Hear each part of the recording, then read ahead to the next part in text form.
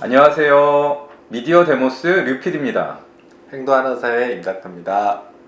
행동하는 의사회와 미디어 데모스가 함께하는 보건의료, 무엇이든 물어보세요 시간입니다. 이번 시간에는 네네. 진료비와 관련된 질문이 들어왔습니다. 네네. 행동하는 의사회를 통해서 들어온 질문인데요. 네. 먼저 읽어드리도록 하겠습니다. 병원 진료비와 관련해 궁금한 점이 있어서 질문드립니다.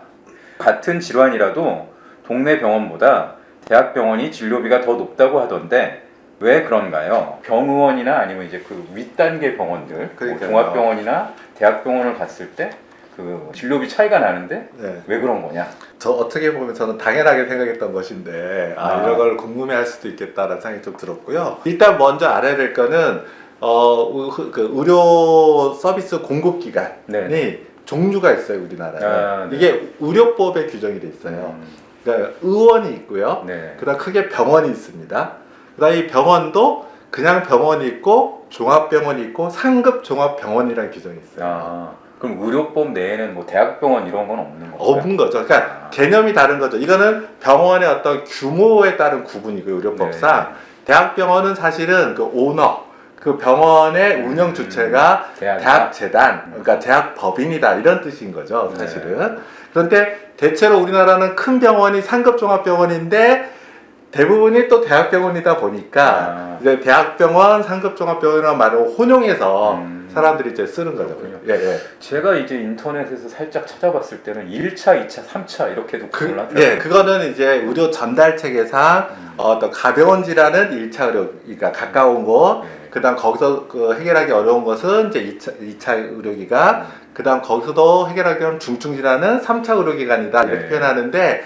이 3차 의료기관에 해당되는 게 규모상 보면 상급 종합병원으로 생각을 할 수 있어요. 대체로. 그 다음에 2차 의료기관이 병원과 종합병원이 좀 해당될 수 있고 또 지역에 따라서는 이게 조금 다를 수 있습니다. 대체로 이제 하지만 그렇게 좀 연결이 됩니다. 그러면 이제 뭐 의원과 병원의 차이가 뭐냐? 그래서 병상 규모가 좀 달라요. 그러니까 우리가 대부분의 의원은 병상이 없는 곳이 많죠. 근데 병상이 있는 곳이라고 해서 다 병원이 아니에요. 30병상, 그러니까 이건 병실이 아니라 병상. 이번 치료를 할 수 있는 게 이제 30 이상이 되면 이상이면 병원이에요. 병원. 그러니까 사실은 종합병원, 상급종합병원도 사실 큰 병원에 속하죠. 근데 그 중에서 종합병원이라고 하는 것은 뭐냐면 이게 종합이잖아요. 그 뜻이 뭐냐면 일단 병상 기준은 100병상 이상이 돼요. 최소. 그 다음에 필수과가 4개가 있어요. 우리가 하면 내외산소라고 하는 그 내과, 외과, 산부인과, 소아과를 갖춰야 돼요. 꼭 필수적으로. 그 외에 여러 과를 갖춘 곳이 종합병원입니다. 종합병원 중에서도 더 큰 병원이겠죠. 진료 과목이 20개 진료 과목이 이상이 되고 그 외에 또 다른 세부 규정이 있습니다. 뭐 검사 장비 등등 이런 세부 규정이 있지만 대체로 그런 경우를 상급 종합병원이라고 이렇게 해요. 그렇군요. 네네.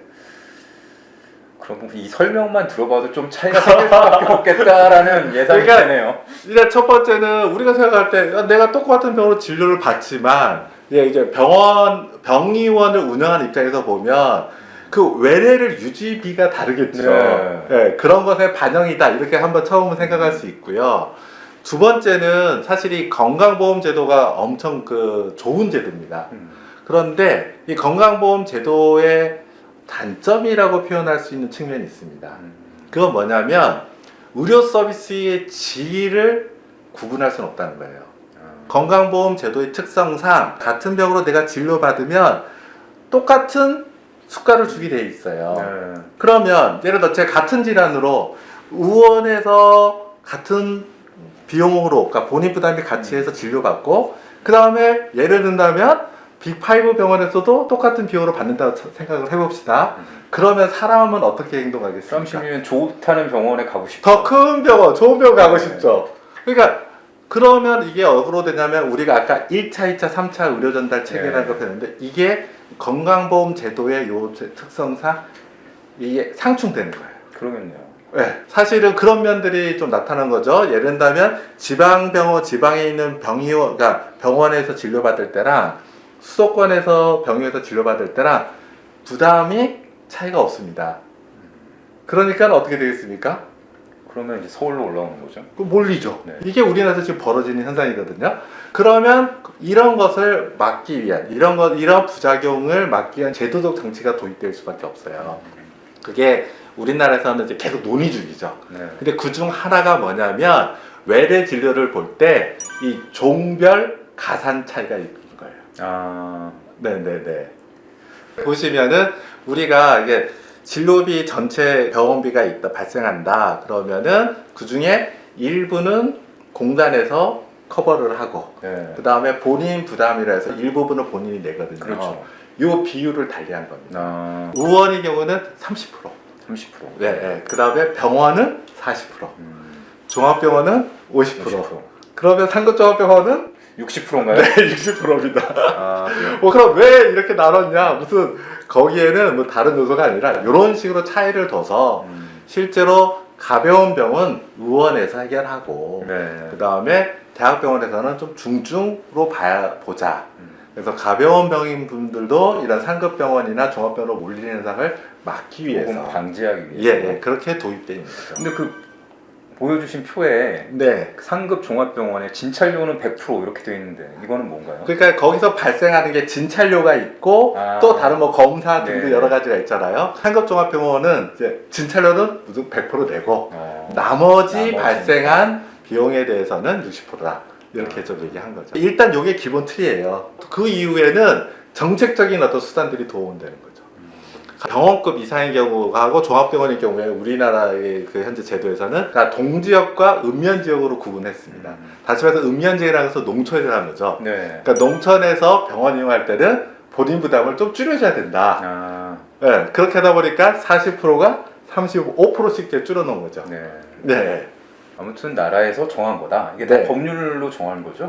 이거는 사실은 보건복지부 고시로 결정돼요. 아, 네, 네. 우리가 이제 법률이 있으면 시행령이 네. 있고 그다음 규칙이 있고 고시가 있잖아요. 네, 그런 게 규칙에 따라서 이제 예를 들면 그걸 보건복지부령 고시로 이런 걸 정한다. 이렇게 네. 후에 이제 이런 변화가 있는 거죠.